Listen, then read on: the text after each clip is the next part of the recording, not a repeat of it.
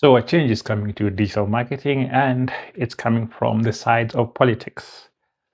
There is news that governments all over the world are banning social media usage for people who are 16 and younger. So that means targeting people who are that age is forbidden and a big no-no. So what does that mean and what does that entail? This is what we're going to talk about in this video.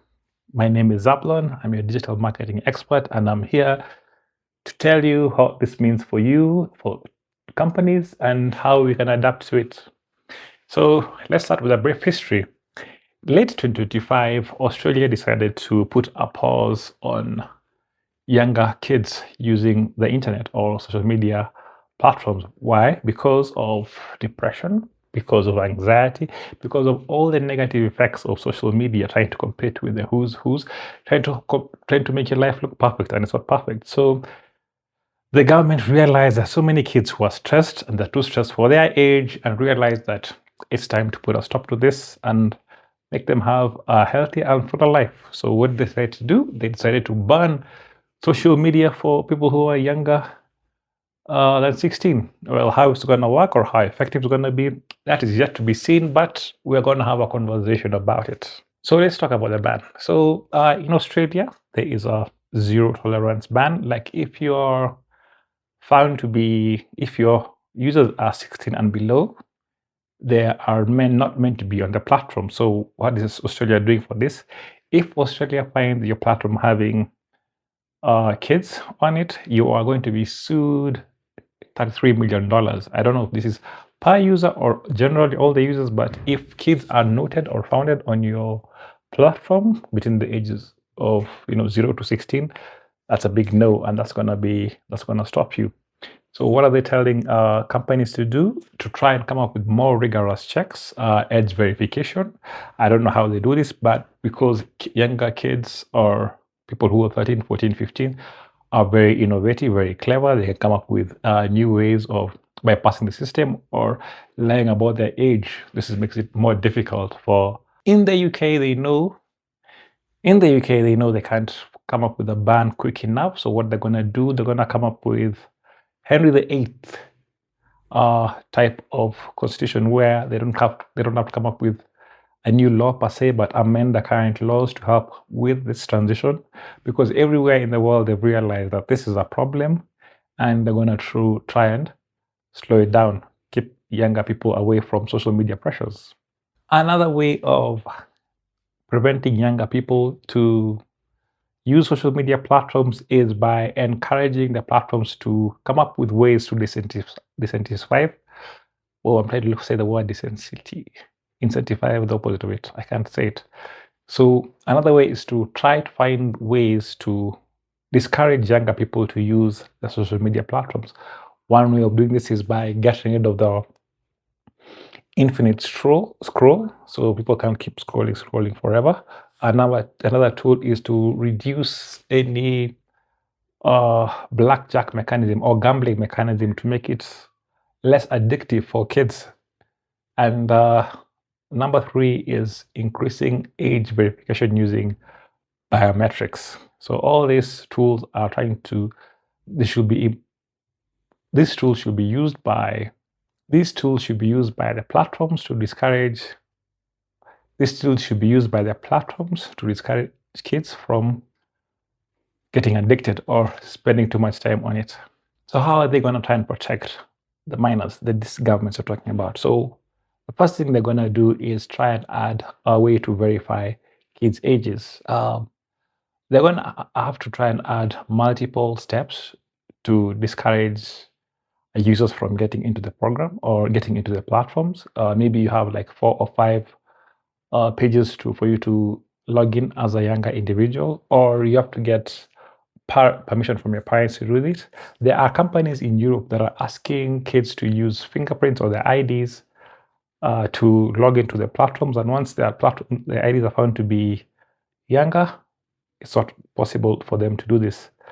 There is another thing that the second more efficient thing that I've realized that they can do is called the drug dealer effect. They know social media is a drug, and the phone by itself is the peddler or the drug dealer. So how do they stop the addiction, or how do they stop the drug? You get rid of the drug dealer. So in this case, or in these scenarios, they are thinking of looking for solutions where they ban phone usage in schools or in public organizations where kids run.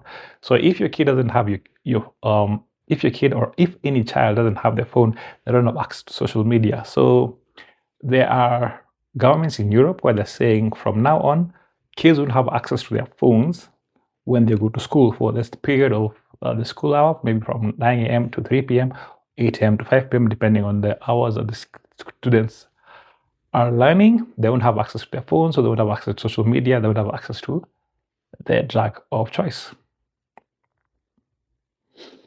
I should note that, or I should say that banning popular apps or banning platforms that many kids use, I'm talking about TikTok, I'm talking about Snapchat, I'm talking about Instagram, from the younger generation comes up with a new problem, because when they're not able to log out to those ones, they might go to the less savory ones where it's not so safe, where there are no regulations or there are very few attempts to protect the kids. So there has to be a weird balance where how to work with these platforms and avoid the kids going to more dangerous platforms. I can just, out of the top of my head, I can tell you Fortran is not the best or safest for kids. There is this fear that AI is too friendly, or AI forms attachment with kids. So companies like OpenAI or Gemini or any other platform that has an AI that they can talk to, they are being told to find ways to discourage any forms of attachment, or when they find out or feel like a child is talking about harming themselves, they should report immediately to the police or to the families involved. I am a victim as well, because I find that I relate with my chatbot, and we talk a lot about my work and my stuff. And not like I'm talking to it directly, but it just happens that we have conversations. So imagine if somebody who is younger, who's insecure, who's having problems socially and getting attached or linked to a chatbot. This is a problem and a serious red flag. So I am thinking that is why governments want to limit the friendliness or any form of relationships that younger individuals or younger adults can have with their chatbots. Social media companies are asked to keep data of individuals or younger children who have harmed themselves, in that they should provide the information so that the police or the parents can find out what their children are doing while they're browsing their platform, or while they're looking at the images, or what prompted them to harm themselves. So what does this mean for digital marketers? Number one, the biggest problem is brand recognition. That means you can't get advertising to these individuals younger. You can't get them hooked, or you can't get them knowing your brand as early as possible. Tools like TikTok, tools like Snapchat, which have been really good for brands and really good for loyalty. If you're to target the younger individual earlier for them to be loyal, doesn't work anymore. That means you have to come up with new strategies to get them when they are older, or work with platforms that have an allowance or a provision for kids. The best example, top of my head, is YouTube Kids. So if there's a way that digital marketers like me can position themselves with using using YouTube Kids to advertise or to pass on their message, that is how you can get younger kids knowing the brands early.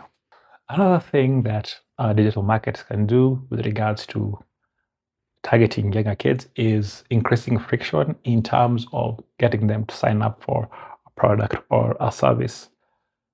When you know you're dealing with kids, or your product targets the younger demographic, that means you should find ways to make it more difficult for them to sign up. And this way you follow up all the rules that are coming up, follow up with all the regulations, and ensure that your brand is safe from regulation or safe from being sued. So just try to make it as hard as possible, but also profitable for you, so that you can stay within the regulations, and that is fine.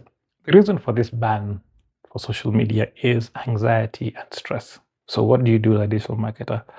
Well, lean on digital well-being.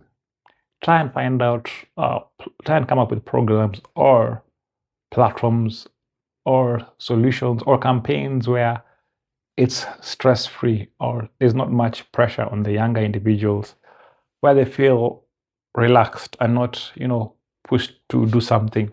Try and come up with campaigns that are more focused on well-being and just mindfulness, so that when they come across your products, come across your services, come across your posts, they feel serene and not under pressure or feel the weight of the world on them. Don't come up with images that are too perfect. Don't come up with images that are, heavily edited or photoshopped to make them look good. Just come up with natural, come up with normal stuff so that people don't feel the pressure to be or to compete. Well, if you need help with your digital marketing, hit me up. I'd love to help you out.